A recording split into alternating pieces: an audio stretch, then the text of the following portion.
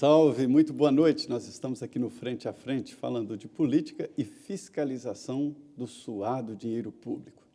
Dizem, e é verdade, que não existe dinheiro público, né? Na verdade, o dinheiro público é o dinheiro do trabalhador, do empresário. Esse dinheiro é que vai para os cofres públicos e, por isso, ele deve e é muito bem cuidado. Hoje, aqui no Frente a Frente, o ministro da Controladoria Geral da União, Wagner Rosário. Falamos aqui sobre o orçamento secreto, que não é bem secreto porque é publicado no Diário Oficial, mas muita coisa irregular é publicada no Diário Oficial também. E, ministro, hoje já se pressupõe que compra ou dinheiro que vai para o município acaba sobrando nas mãos dos bandidos. Então, é um corre-corre danado. É a União, o Estado e o município, os órgãos de controle tentando controlar, e os larápios do dinheiro público se antecipando, criando novas redes, né? Eu uma vez fiz uma matéria sobre uma empresa que fazia reformas em máquinas e funcionava numa sala comercial. É possível pegar desvios a partir de empresas? Sim. Esse dado é um dado muito interessante. Você pega a sede da empresa, tenta verifica que a empresa é um escritório comercial e ela, na verdade, ela é uma atende empreiteira. A vários estados, vários municípios, né? Com a mesma nota fiscal, a mesma característica. Exatamente. Ali você pode tirar diversas informações. Claro, essas informações podem ser só um escritório comercial e ela ter uma outra área voltada para a sua atividade, mas isso já levanta suspeitas e esse é um tipo de informação que a gente usa muito hoje nas investigações. Igual na CPI, né? Hoje, inclusive, o senador Eduardo Girão apresentou lá uma foto de uma sede de uma empresa que funciona num edifício de apartamentos residenciais, enfim, não é uma empresa propriamente dita, né? A gente tem um sistema na CGU, foi até desenvolvido, a gente tem uma coisa bastante bacana, que os servidores que vão fazer mestrado e doutorado, eles procuram fazer os seus trabalhos suas dissertações ou suas teses de doutorado, elas são feitas voltadas para o interesse da casa, né? A gente procura planejar bem isso. E um grupo de colegas desenvolveu um sistema que ele busca a imagem de empresas. Quando ele pega o endereço da empresa, ele já vai no Google Street View, busca e já traz. O auditor não precisa ir lá verificar. A imagem já vem quando ele entra no sistema. Existe até tempo real, né? Exatamente. E aí nós pegamos já empresas que estão localizadas em órgãos públicos, em praça de cidade, em residências, em ruas, que não tem nada. Quando você entra na Google Street View, está tudo vazio, não tem, só tem um terreno. É um terreno baldio. Então, assim, são indícios importantes e são formas como a gente costuma Ministro, o que o senhor achou da extinção da Lava Jato e o legado da Lava Jato? Eu acho que a Lava Jato é uma história, né? Uma história do acompanhamento e de investigação do dinheiro público. O que o senhor achou desse processo, extinção e final, enfim, o legado da Lava Jato? Não, o legado da Lava Jato, eu acho que ele não tem discussão. Nós quebramos um paradigma de conseguir, principalmente, subir o nível das investigações, alcançar níveis jamais vistos, pegando pessoas muito ricas e influentes no país, empresários muito grandes, e também agentes públicos e agentes políticos de altíssimo nível que foram desmascarados e foram verificadas diversas irregularidades cometidas. Em relação à Lava Jato, quando a gente fala Lava Jato como uma força-tarefa, extinção, eu tenho observado de longe, eu acho que isso são decisões internas do Ministério Público Federal, tenho visto falas do Procurador-Geral de que eles estão adotando um outro modelo. Eu acho que isso é uma coisa que tem que ser discutida dentro do Ministério Público. A gente respeita muito a autonomia e respeita muito a instituição do Ministério Público. E eu tenho certeza que, pela independência deles, eles vão chegar dentro de um modelo que seja coerente. O que a gente faz como CGU é dizer que a gente está sempre pronto para trabalhar conjuntamente, seja um modelo de força-tarefa, seja um modelo de GAECO, que eu já ouvi falar, mas do modelo que o Ministério Público... É o GAECO que simbolicamente substitui a Lava Jato, né? O combate ao crime organizado. Mas já existia muito antes, né? Já existia, mas não no âmbito federal. Eu não sei nem qual é o modelo. E não com aplicação como é hoje. Eu não sei nem como é que o modelo está andando e se ele está sendo exitoso, que é um período de teste, pode ser que se volte. Eu sempre acreditei muito nos modelos de força-tarefa, eu acho esses modelos sempre bastante exitosos. É focado, tem resultado, é focado, você direciona o pessoal, Mas eu acho que o Ministério Público tem os levantamentos de dados dele, a gente respeita aí, do jeito que eles vierem Você acha trabalhar, que nós vamos lá na trabalhar. Na Lava Jato houve avanço de sinal, exageraram, foram além do que poderia a lei? Olha, eu conheço bastante, muitos dos procuradores e de colegas que trabalham lá, são pessoas extremamente sérias. Acho que algumas discussões excessos sempre podem acontecer, não acredito que, se tenha acontecido, não acredito que tenha sido com má intenção, mas eu já vi vários casos colocados aí que não existem problema algum, né? São problemas normais do dia a dia, mas tem que ser, eu não tive acesso aos dados, não tive, é difícil eu fazer qualquer defesa ou ataque aqui. Mas eu tenho certeza da idoneidade das pessoas e se alguma coisa foi feita errada, ela vai ser anulada e vão se tocar os processos normalmente. Tem uma área que o senhor está cuidando muito, que são os acordos de leniência, que são todos lá pela CGU. Como é que está? Em que pé que estão esses acordos? Quais já foram fechados? Ainda faltam muitos? Temos bastante acordos em andamento. Hoje eu não tenho... Eu dividi o processo internamente, então, antigamente, eu, como ministro, eu assinava o início de cada acordo. Hoje eu deleguei essa função para o secretário de Combate à Corrupção, eu só controlo no final, então eu já não tenho mais a noção de quantos entraram. Mas eu sei que tem pelo menos uns 20 andando e nós temos 14 assinados. Assinamos o 15º, se Deus quiser, no fim desse mês, um acordo importante. Desses 14, já ultrapassamos aí os 13 bilhões de reais, chegando próximo já aos 14 bilhões de reais, com mais de 5,1 bilhões de reais em conta já.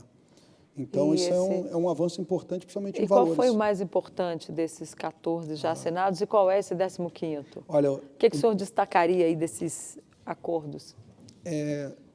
Dos 14 que nós assinamos, o mais importante são os 14, porque cada um foi suado. Principalmente, eu vou dizer que o primeiro acordo, ele foi o acordo mais...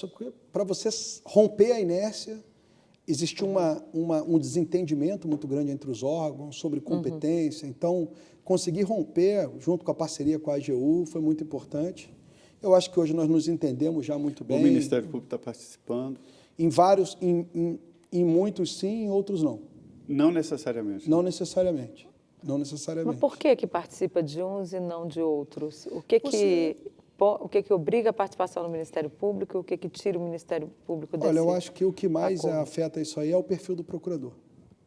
Tem procurador que tem um perfil muito grande de trabalhar em conjunto, é fácil fechar um acordo e é a maioria, e tem procurador que é impossível fechar um acordo com ele, porque ele discorda de tudo que a gente... Mas um acordo sem a participação do Ministério Público ele é frágil, né? Porque Não. ao Ministério Público cabe a possibilidade de abertura ou não de um processo. Não, processo de improbidade, praticamente a empresa vai responder pela lei anticorrupção, que é uma sanção civil administrativa, nós temos competência de aplicar a administrativa, a CGU, e a AGU que assina com a gente tem a civil. E as ações de improbidade que podem entrar com a empresa, caso envolva servidor público, a AGU também tem competência para isso. Então, todos os problemas a gente encerra por lá mesmo, não há uma necessidade. É claro que se o Ministério Público entra, dá uma segurança jurídica maior. Sim. E a gente tem sempre um respeito muito grande pela instituição e deseja que isso aconteça. O que acontece é que nós temos procuradores, cada procurador tem uma característica e às vezes, alguns procuradores, a gente não consegue chegar a um consenso. A leniência é uma delação premiada de uma empresa, né? E esse acordo é para que a empresa volte a negociar com o governo, ou seja, entre no mundo legal, possa vender, né? Receber dinheiro público. E isso é muito importante, principalmente para preservar empregos. Eu tenho ouvido, ultimamente, várias análises assim, da Lava Jato, críticas à Lava Jato, que eu não critico, eu acho. Concordo que o senhor, a Lava Jato já deixou um grande legado. A Lava Jato revolucionou os métodos de investigação e punição dos poderosos no Brasil, mas muita gente, como Eduardo Cunha, eu conversei recentemente com ele, e ele, o ex-presidente da Câmara, que ficou preso, ele criticando que quebrou empresas, que tirou empregos, a Odebrecht está quebrada e tal, e que ela assumiu na leniência compromissos que não vai cumprir, porque o dinheiro não tem dinheiro para pagar, porque está quebrada. Qual ministro, ali o limite que o senhor utiliza para essas leniências no tocante à garantia de emprego, ressarcir o estado dos danos? Qual é o critério? Olha, eu não concordo completamente com a afirmação feita, com todo o respeito que eu tenho ao deputado Eduardo Cunha, mas eu acho que a gente tem que trazer aqui. A gente tem limites que a lei nos impõe. Então, a lei ela me permite negociar a multa, Ou seja, a multa aplicada, que vai de 0,1% É a 20%... importante dizer que esse acordo não tem nada a ver com prisão, né? Não, é com a pessoa jurídica. É só pessoa jurídica. Só pessoa a jurídica. parte penal ainda É outra coisa. Outra corre à Olha, parte. eu vou te dar um exemplo claro que eu vou tentar explicar isso. A lei me diz que eu posso negociar, eu posso dar até 2/3 de desconto na multa caso a empresa feche um acordo de leniência, né? Então, eu tenho como reduzir. Quando eu vou, a gente tem no nosso cálculo, a gente entra num aspecto importante, que é o do dano. E quando se trata de dano, a lei diz que eu não posso transacionar sobre o dano. Eu sou obrigado a cobrar o dano que aquela empresa causou ao erário. O senhor não pode, então, fazer um acordo sobre o dano? Sobre o dano eu não Não posso. tem Esse acordo. valor tem que ser completo. E é a lei que me Claro. obriga. Então, ou seja... Mas a dificuldade é no cálculo do dano, né? Que é a subjetividade. Exatamente. O que a gente tem feito? E a gente tem feito isso. A gente faz o cálculo do dano, a gente não impõe. A gente só traz para dentro do acordo o dano incontroverso, ou seja, aquele dano que a empresa concorda ou que ele já tenha sido determinado pelo Tribunal de Contas da União, que é quase nenhum que está nessa situação de dano incontroverso, eles ainda estão em processo de análise. Então, se a empresa falar assim, olha, eu não concordo com esse dano não entra no acordo. Se mais para frente ele for confirmado, teríamos que refazer o acordo. Mas só que a gente entra muito num ponto específico, que é o lucro da empresa, principalmente quando a empresa fraudou a licitação na sua origem. Então, vamos pegar uma ideia. Se a empresa fraudou a licitação na origem, não seria lógico que ela tivesse lucro de uma atividade que foi fraudada na origem. Claro, teria que então, a gente devolver entra no tudo. lucro, mas esse lucro eu posso dar desconto, porque ele não é dano. Então, a gente tenta ir por aqui, por esses caminhos, e chegar a um valor. Como eu chego num valor de dano incontroverso, mais a multa, mais esses valores, que é o enriquecimento ilícito da empresa, não é dano, mas é enriquecimento ilícito da empresa, a partir daí a gente tenta negociar com a empresa no prazo. Se eu não posso negociar no valor do dano, eu negocio no prazo. Por isso que às vezes a gente chega a 25 anos de um acordo. Mas a justiça americana tem outras, o governo americano ele tem outras decisões que ele procura ir pela capacidade da empresa. A gente vai na capacidade da empresa para chegar no prazo, não no valor. Deputado, ministro, eu queria saber também. Ficou vermelho, é sinal que o senhor vai ser candidato? Não, muito pelo contrário. Tem um Quer ser respeito enorme candidato? lá. Não, nenhum dos dois. Eu não quero ser Não vai candidato, ser não. candidato Respeito em muito. 2022. Já me fizeram essa pergunta, eu garanto que não. Muito bem, mas eu queria saber da questão da lei de improbidade. Nosso tempo está acabando, mas essa lei está em votação lá no Congresso, Hoje, né? a mudança é... Sim. Eu queria saber como é que o senhor está vendo, o senhor concorda, não concorda? O Ministério Público está criticando muito, dizendo que vai permitir aí que se cometa irregularidades sem ter que pagar por elas. Olha, sempre quando você tem uma mudança da lei, você tem essas reações, né? Eu acho que a gente, órgão de controle, tem que hoje parar, analisar, não simplesmente criticar qualquer coisa. Nós temos que parar e analisar com calma esses processos. Eu vejo algumas coisas na lei que eu não acho boa. No projeto, que eu não sei. Por exemplo, eu não gostei do fato da advocacia pública, e quando eu falo advocacia pública, estruturada com base no artigo 131 e 132 da Constituição Federal, ou seja, advocacias realmente estruturadas, não aquele escritório lá do município do interior que contratou um advogado que ele vai poder entrar com uma ação de improbidade. Mas eu também entendo o outro lado, assim, principalmente no âmbito municipal, outros âmbitos, você pegar a máquina pública e utilizar para atacar o seu antecessor e tentar entrar com ação de probidade. Eu acho que essa é a preocupação dos políticos. A gente tem que criar um meio termo para isso, mas eu acho que a lei está se tornando até mais dura. Que praticamente eu conheço deputado que saiu com 850 processos. Aí eu estou te falando, Teve às um vezes que não foi é viável. Teve um que foi para a faculdade fazer direito para se defender. Nós temos agora a informação que um dos ministros do governo que estava num dos eventos do governo, um procurador entrou com uma ação contra ele, um promotor com uma ação contra ele, dizendo que ele estava sem máscara, isso era improbidade. Aí depois as pessoas se perguntam por que estão contra, porque tem excessos dos órgãos, os órgãos têm que resolver isso. O que eu acho é que a lei está se tornando um pouco mais dura para os tipos de irregularidades mais duras, que é o enriquecimento ilícito e o dano ao erário. Agora, a parte dos princípios da administração pública, eu acho que realmente estava exagerado, tem que buscar um meio termo. É muito fácil para os órgãos de controle querer apontar o dedo 24 horas sem ter ninguém para apontar o dedo para si mesmo. O cara que está na gestão não é fácil, e eu vejo muitos casos que realmente eu não concordo com as ações, então está se buscando um equilíbrio. Eu espero que essa discussão ela chegue a um equilíbrio razoável. Essa história não do vai erro, agradar todo essa mundo. história do erro formal. Eu acho que o erro formal não tem que ser sancionado. Isso aí, desde que eu não consiga comprovar outra coisa, né? A gente defendeu, e eu tomei muita pancada também, porque eu fui um que defendi na Lindbe, a manutenção de que eu só posso sancionar por dolo ou por erro grosseiro, é outra mudança na lei.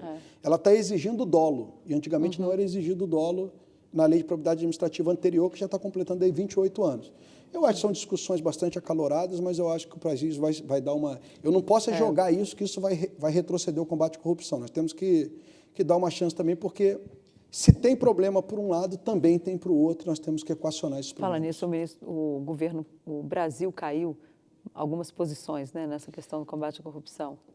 Eu não sou muito a favor. Esse levantamento aí surgiu há 3 anos atrás, eu não sei nem quem são essas pessoas que fazem esse levantamento, não é um estudo muito conhecido. Eu dei uma olhada no estudo, achei extremamente ruim a conclusão do estudo.